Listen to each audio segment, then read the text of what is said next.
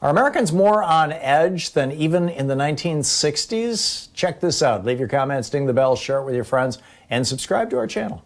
So people, my sense of things is that people are more on edge now at this particular moment in time than pretty much any other time in my life, and I've lived a long time.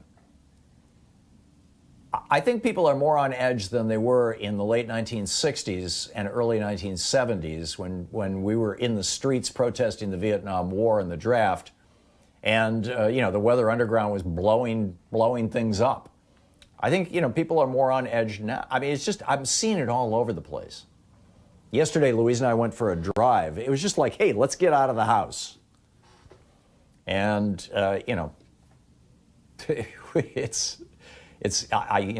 since I got this car, this plug-in hybrid Toyota a couple of years ago, it's fun to drive because the first 30 miles is 100% electric, which is like really great pickup. Anybody who's ever driven an electric car will never go back to gasoline cars. I mean, it's just the things are going that way. But anyhow, driving around, this guy in this giant red pickup truck is like tailgating me and honking at me because I didn't leave, head off the stoplight fast. Well, actually, I stopped for a yellow light, and he got all upset with me. And then as soon as it turned green, he was on his horn. And then as we're merging onto the highway, he's like flipping me the bird and honking at me. And I'm like, where does this come from? Louise and I were out in front of our house a couple of days ago, and there's, on the curb, there's yellow paint along, in spots along the curb that the city put there years ago, on the edges of people's driveways and things. And this woman is parking her car. She's got her little kid. We live near a park. She's going to go to the park. And she parks, on one of those yellow things, on one of those little, it's only about 1.5 feet long, but, her car's there. And the police ticket people for this. And so Louise is walking by her car, and she says, basically, if you move forward 6 inches, you'll be safer. And this woman just goes nuts.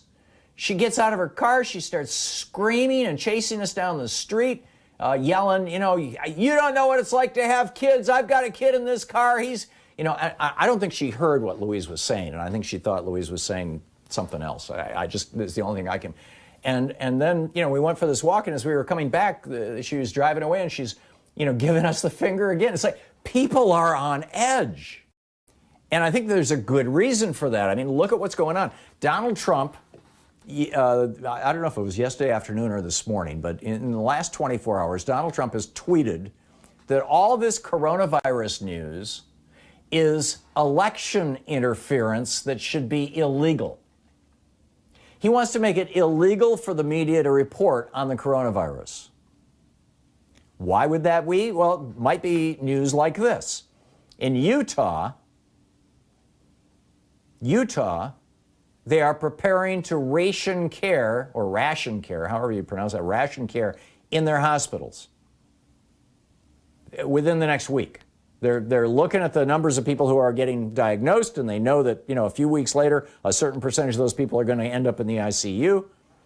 And they are saying, and this is from Greg Bell, the president of the Utah Hospital Association. They presented this to Governor Gary Herbert on Thursday. The criteria that they're going to use, the doctors are going to use. Patients who are getting worse despite receiving intensive care will be sent home to die. Young people will get priority over old people when it comes to any kind of care. El Paso County Judge Ricardo Samaniego on Sunday issued a curfew from 10 p.m. to 5 a.m. because the El Paso hospitals have filled to capacity. We're at a crisis stage, said the judge. In fewer than 3 weeks, we've spiked a 300% increase in people in the hospital. And meanwhile, Donald Trump says the fake news refuses to talk about the China virus. No, he says we've made tremendous progress with the China virus, but the fake news refuses to talk about it. COVID is being used by them in total coordination. This is a tweet. In order to change our great early election numbers, should be an election law violation.